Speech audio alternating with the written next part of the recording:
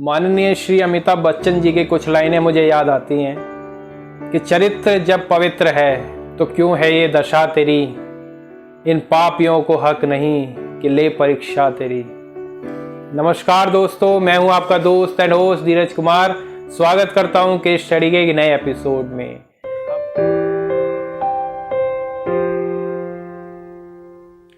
हमारी आज की ये कहानी शुरू होती है एक राज्य से जहाँ पर हर व्यक्ति को राजा बनने का एक अवसर दिया जाता है।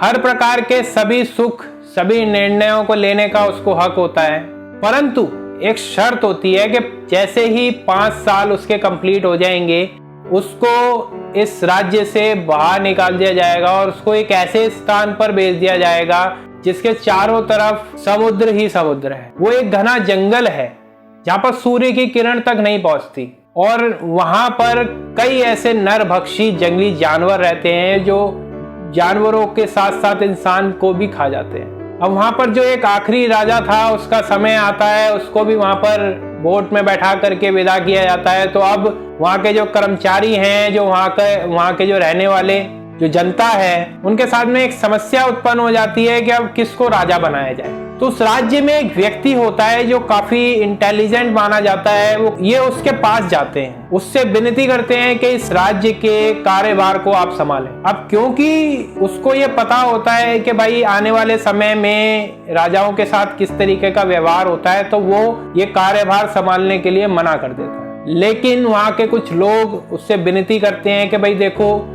आप ही एकमात्र हमारे पास ऑप्शन हो जिसे हम राजा के रूप में स्वीकार कर सकते हैं। फिर उस व्यक्ति की फैमिली भी उसको समझाती है कि भाई तुम एक बार राजा बन जाओगे तो हमें भी बहुत धन संपत्ति वैभव मिल जाएगा जिससे हम अपना पूरा जीवन अच्छे से व्यतीत कर सकते हैं। उनके माता पिता भी और भाई बंधु वगैरह भी सब उसको फोर्स करते हैं कि भाई आप एक बार राजा बन जाओ, क्योंकि उसके राजा बनने के बाद उन लोगों का जीवन भी पूरी तरीके से बदल जाएगा, तो इसलिए उसको फोर्स करते हैं। तो आप ये सोचिए कि कोई भी ये बात नहीं सोच रहा है कि 5 साल बाद उसको एक ऐसे जंगल में भेज दिया जाएगा जहां पर उसकी मौत निश्चित है। लेकिन हर व्यक्ति ये सोच रहा है कि अगर ये बंदा एक बार राजा बन गया तो उससे हम लोगों का जीवन भी पूरी तरीके से परिवर्तित हो जाएगा। लेकिन उस व्यक्ति ने उस बात पर ज्यादा ध्यान दिया जो 5 साल बाद होने वाली थी। अब समस्या उसके साथ में थी। अब वो ये सोच रहा था कि मैं अब क्या करूं, अपने परिवार की सुनूं, राज्य के लोगों की सुनूं, जनता की सुनूं, या मैं अपने दिल की सुनूं। तो उसने इस टास्क को अपनाया और वो राजा बन गया।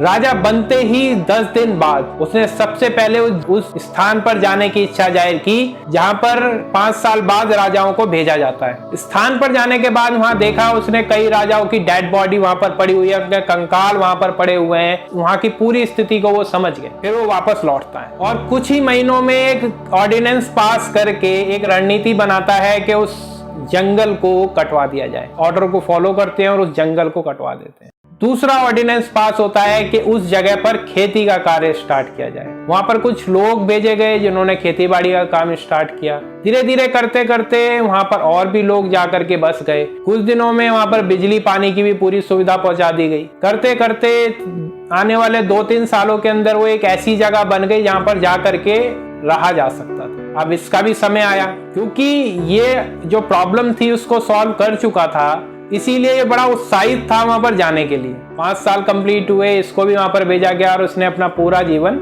बहुत अच्छे से वहां पर व्यतीत किया।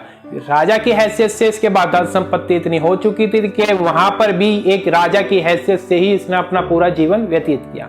इस कहानी से हमें क्या सीखने को मिलता है कि हम अपने जीवन और भविष्य के निर्माता खुद हैं। मैं आपसे ये बिल्कुल भी नहीं कहूंगा कि अपने भविष्य के लिए अपने आज को, वर्तमान को दांव पे लगा दो और सिर्फ अपने भविष्य के बारे में सोचो। ऐसा बिल्कुल भी नहीं है और ऐसा करना भी नहीं चाहिए। हमें अपने आज में ही जीना चाहिए, लेकिन यहाँ पर एक कंडीशन अप्लाई है। अपने आज का कुछ हिस्सा 10%, 20% अपने भविष्य के लिए भी डेडिकेटेड करना चाहिए। हमें आज कुछ ऐसा करना चाहिए अपने दिमाग और सूझबूझ के जरिए जो भविष्य में आने पर हमारी मदद करे, हमारे लिए उपयोगी साबित हो सके। वो एजुकेशन के रूप में भी हो सकता है, वो किसी सेविंग्स के रूप में भी हो सकता है, वो किसी बिजनेस के रूप में भी हो सकता है।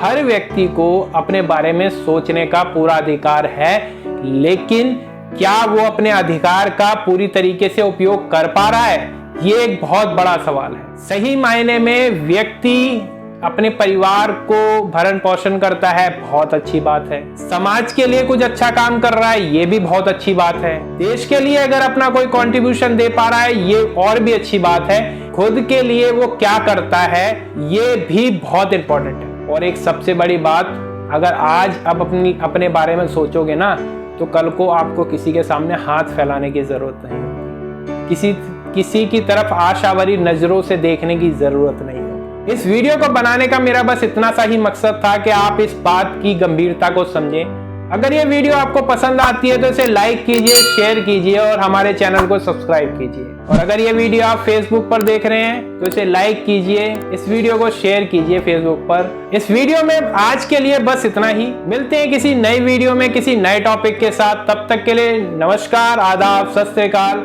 जय हिंद, जय भारत।